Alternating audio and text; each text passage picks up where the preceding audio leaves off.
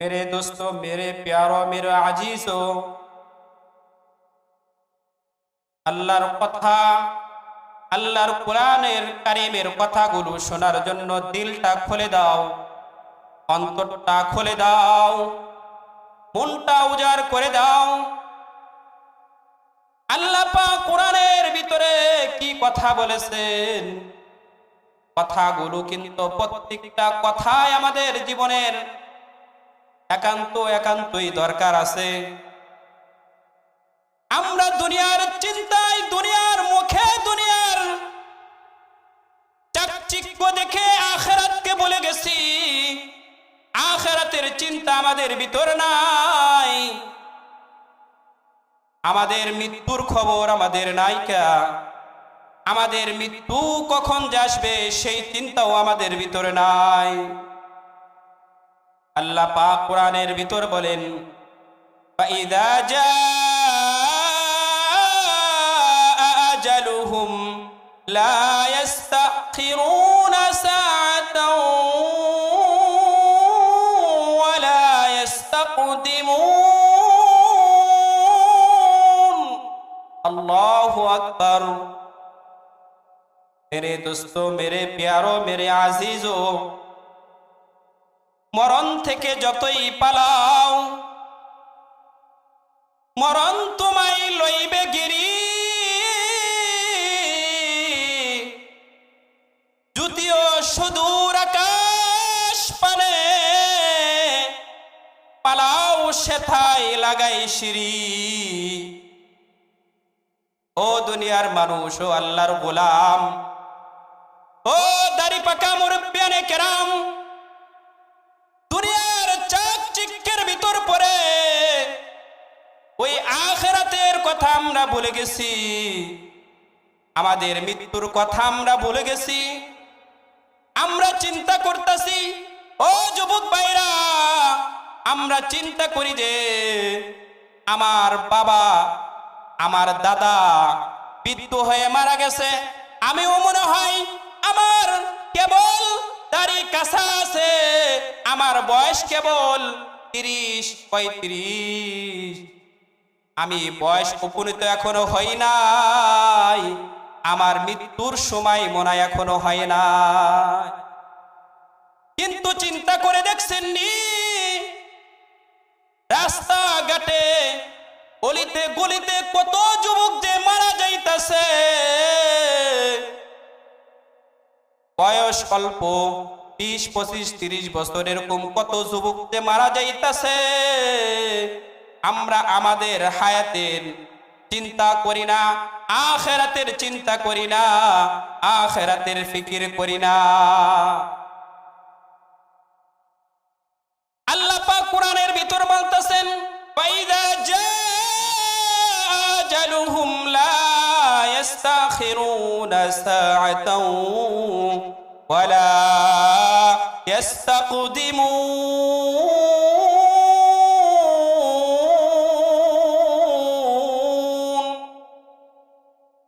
দুনিয়ার সুন্দর বাড়ি, সুন্দর গাড়ি, এত আদরের বাড়ি, এত আদরের গাড়ি, এত আদরের নারী, যাইতে হবে সব কিছু ছাড়িয়া।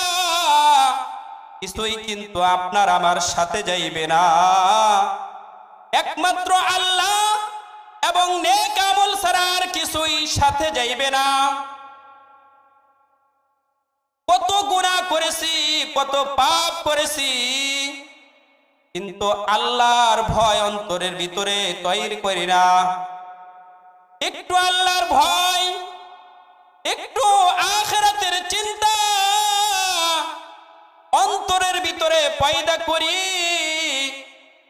দুনিয়াতে কত অপরাধ করেছি, কত গুনাহ করেছি, যদি আপনি আমি আল্লাহর কাছে যদি তওবা করি, আল্লাহ পাক আপনার আমার গুনাহ মাফ করার জন্য প্রস্তুত হয়ে আছেন।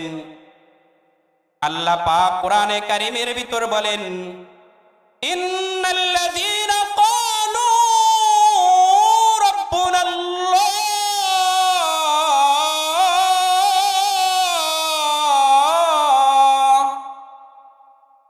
إن ইন্নাল্লাযীনা ক্বালু রাব্বুনাল্লাহ।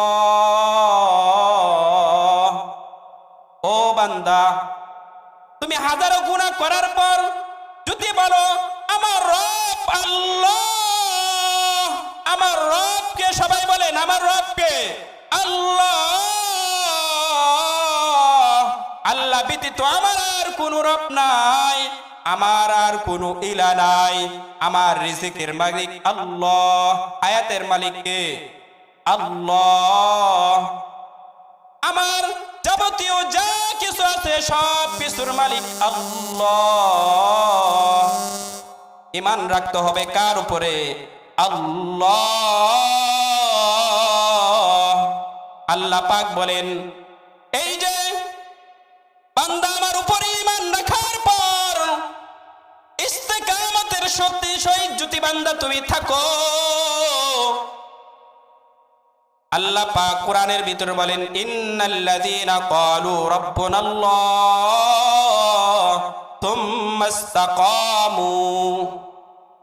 ইস্তেকামতের সহিত যদি থাইকা আমি রবকে যদি ডাক দাও, গভীর রজনী যদি, গভীর রজনীর ভিতরে যদি আমাকে ডাক দাও, ঠান্ডার ভিতরে, শীতের ভিতরে ঠান্ডা পানি দিয়া উজু করে, ঘরের ভিতরে বিবি শুয়ে আছে, পাশের রুমে সন্তানও শুয়ে আছে, আপনি যদি যাই নামাজ নিয়ে দাঁড়াইয়া সেজদার ভিতরে যদি বলেন সুবহানা রাব্বিয়াল আলা,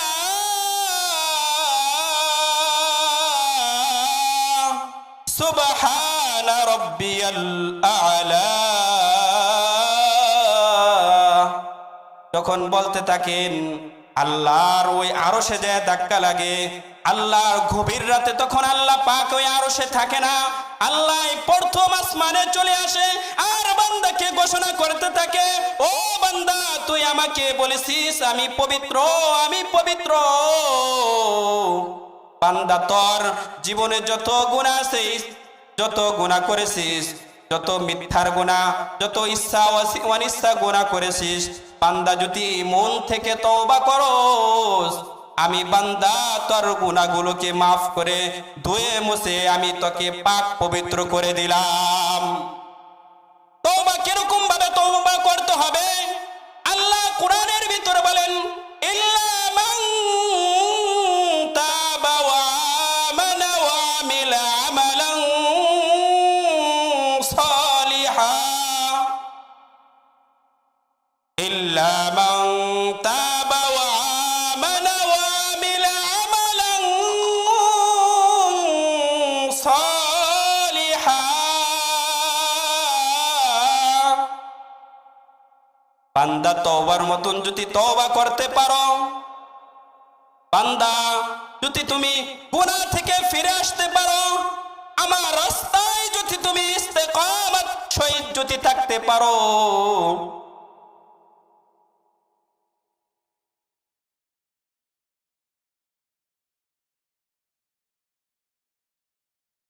বান্দা আমি তোর শুধু গুনাহ মাফই করবো না রে, মাফই করবো না, আমি তোর গুনাহকে মাফ করে ইল্লা মান তাবা ওয়া আমানা ওয়া আমিলা আমালান সালিহান ফাউলাইকা ইউবাদদিলুল্লাহু সাইয়্যাতিহিম হাসানা। বান্দা এই যে তোর গুনাহ মাফ করেছি, তোর আমলনামার অ্যাকাউন্টটা তো খালি হয়ে রয়েছে রে। ও বান্দা, আমি তোর এই অ্যাকাউন্টটাকে আমি নেকি দ্বারা পরিবর্তন করে দেব। ফাউলাইকা ইউবাদদিলুল্লাহু সাইয়্যাতিহিম হাসানা, সাইয়্যাতটাকে আমি হাসানা দ্বারা পরিবর্তন করে দেব। কেন আমি সাইয়্যাতটাকে হাসানা দ্বারা পরিবর্তন করব? গা ভালো খারাপটাকে আমি ভালো দ্বারা কেন পরিবর্তন করব রে? বান্দা তুই তওবা করার মতন তওবা করেছিস, আমার কাছে মাফ চাইছিস, আমার কাছে ক্ষমা চাইছিস, আমার তো কোনো সন্তান নাই রে, আমার তো কোনো বিবি নাই, আমার তো কোনো বাচ্চা নাই। ও বান্দা আমি তো ওয়া কানাল্লাহু গফুরুর রহিমা, আমি তো ক্ষমাশীল, আমি তো দয়াশীল। এজন্য বান্দা আমি তোর জীবনের সমস্ত গুনাহগুলোকে মাফ করে দিয়েছি। শুধু মাফই করি নাই রে, আমি মাফই করি নাই, যখন থেকে তুই আমার ঘোষণা দিয়েছিস ইন্নাল্লাযীনা ক্বালু রাব্বুনাল্লাহ,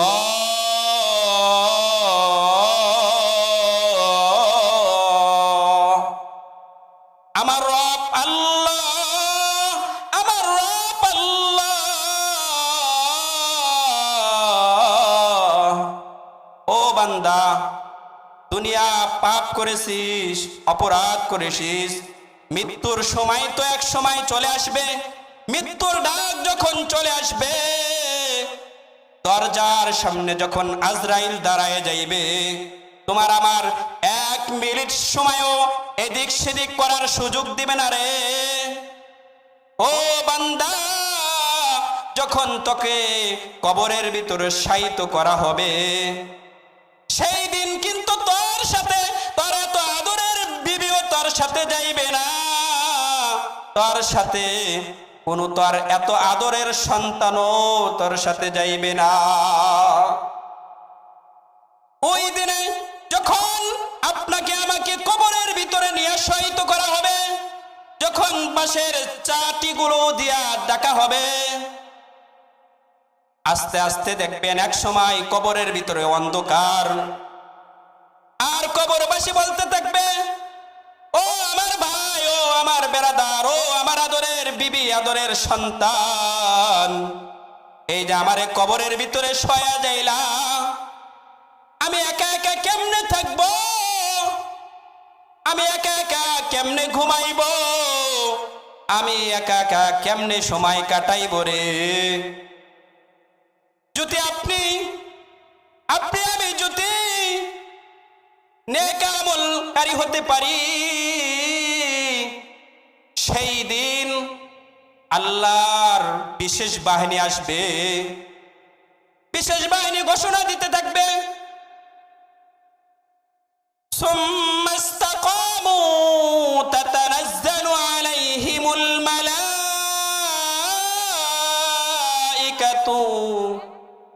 আল্লা তাখাফু ওয়ালা তাহজানু।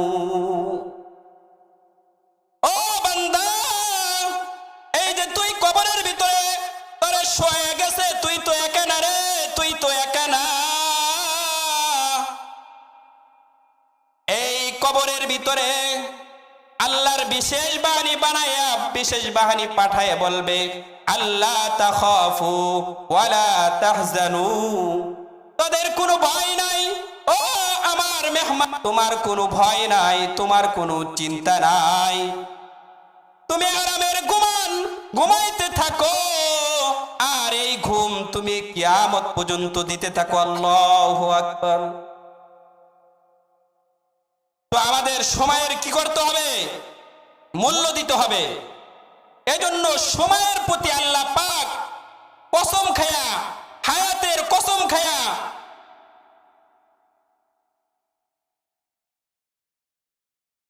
আল্লাহ পাক কোরআনের ভিতর কি বলেন? সূরা আসরের কসম খাইছে, ওয়াল আসর ইন্নাল ইনসানা লাফি খুসর। সূরা আসরের কসম এজন্যই খাইছে যে সূরা আসরের সময়টা কিন্তু অনেক সংকীর্ণ। এজন্য আল্লাহ পাক সূরা আসরের কসম খায়া বলতাছে, ও বান্দা, তোমার জীবনের যে হায়াতটা, এই হায়াতটা কিন্তু অনেক সংকীর্ণ। হায়াত কি অনেক সংকীর্ণ। এই হায়াত তুমি কোন কাজে ব্যয় করতেছো? একমাত্র আল্লাহ পাক বলতাছে, তুমি যে এই যে তোমার হায়াতের নামে দৌলত, তুমি যে কোন কাজে ব্যয় করতেছো, এটার কিন্তু কাল কিয়ামতের দিন হিসাব দিতে হবে। আর এই সময়ের যদি আপনি আমি গুরুত্ব দিতে পারি, তাহলে আপনি আমি আল্লাহ পাকের কাছে আখিরাতে দামি হতে পারবো।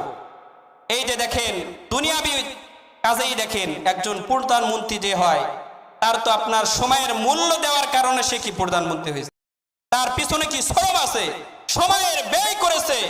আর একজন বড় আলেম, কুখ্যাত আলেম, তিনারও এই পর্যায়ে আসতে হলে তারও পিছনে কিন্তু অনেক শ্রম সময় দিয়েছে, কথা ঠিক কিনা? ওরকম ভাবে আপনার আমার সময়টাকে যদি আল্লাহ রাস্তায় বিলীন করে দিতে পারি, তাহলে আপনি আমিও কামিয়াবি হতে পারবো। এজন্য আল্লাহ পাক কোরআনের ভিতরে বলেন, ওয়াল আসর ওয়াল আসর ইন্নাল ইনসানা লাফি খুসর। আমি আসরের সময়ের কসম খাইছি। এজন্য বান্দা, যখন তুমি দুনিয়াতে আসো, তোমার ডান কাঁধে আজান দিয়া এই কথাই বলা হয়, তোমার হায়াতের কিন্তু আর বেশি সময় বাকি নাই। দেখেন, আজান যখন দেয়, আজান দ্বারা কি বোঝায়? যে আর নামাজের আপনার আর বেশি সময় বাকি নাই। ওরকম ভাবে আপনার ডান কাঁধে আজান দিয়া এটাই বোঝায় যে তোমার আখিরাতে যাওয়ার কিন্তু আর বেশি সময় বাকি নাই। তুমি যদি তোমার এই অল্প সময়ের ভিতরে তোমার ঈমান নামে দৌলতকে তুমি যদি আল্লাহর রাস্তায় তুমি বিলীন করতে পারো, ঈমান নামে দৌলতকে যদি তুমি মজবুত করে ধরতে পারো, তাহলে তুমি দুনিয়াতেও কামিয়াবি হবা, আখিরাতেও তুমি সফলতা অর্জন করতে পারবা। এজন্যই আল্লাহ পাক কোরআনের ভিতরে বলেন, ইয়া আইয়ুহাল্লাযীনা আমানু হাল আদুল্লুকুম আলা তিজারাতিন তুনজিকুম মিন আযাবিন আলীম। ও দুনিয়ার মানুষ, তোমরা আল্লাহ পাক বলে তোমরা এরকম এক ব্যবসা করো, তোমাদের এরকম এক ব্যবসার রাস্তা দেখাই দিব, যেই ব্যবসার মাধ্যমে তোমরা জাহান্নাম থেকে বাঁচতে পারবা, জাহান্নামের আযাব থেকে বাঁচতে পারবা। এজন্য আপনার আমার এরকম ব্যবসা করতে হবে। আল্লাহ পাক বলেন, ইল্লাল্লাযীনা আমানু ওয়া রাসূলিহি ওয়া তুজাহিদুনা ফি সাবিলিল্লাহ। আল্লাহর উপরে ঈমান আনতে হবে, রাসূলের উপরে ঈমান আনতে হবে এবং আল্লাহর রাস্তায় জিহাদ করতে হবে। কার রাস্তায় জিহাদ করতে হবে? আল্লাহর রাস্তায় জিহাদ করতে হবে। আল্লাহর রাস্তায় জিহাদ করলে কি ফায়দা? আল্লাহর রাস্তায় জিহাদ করে একটা বড় ঈমানদারের বড় পরীক্ষা। ঈমান আনতে হবে। আমানু কামা আমানান নাস। ঈমান আনো ওরকম ওই যে পূর্বেকার সাহাবীদের মতন ঈমান আনো, যেরকম ঈমান আনছে হামজা রাদিয়াল্লাহু তাআলা আনহু, যেরকম ঈমান আনছে আপনার বড় বড় সাহাবীরা ওমর, আবু বকর, উসমান, আলী রাদিয়াল্লাহু তাআলা আনহুম। এরা আল্লাহর উপর ঈমান আনছে। হামজা রাদিয়াল্লাহু তাআলা আনহু এরকম জীবনটাকে আল্লাহর রাস্তায় বিলীন করে দিয়েছে।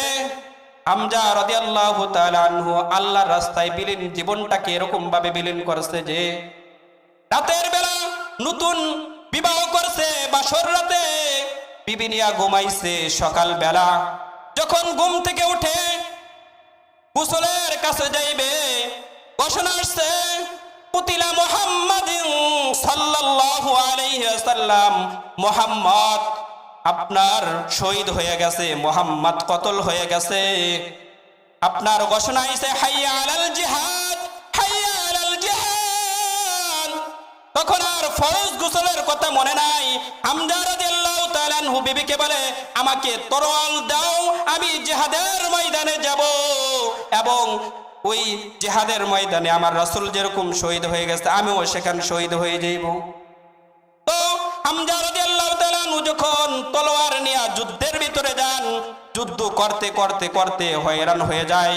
আর এক সময় হামজা রাদিয়াল্লাহু তাআলা আনহু শহীদ হয়ে যান, আল্লাহর রাস্তায় শহীদ হয়ে যান।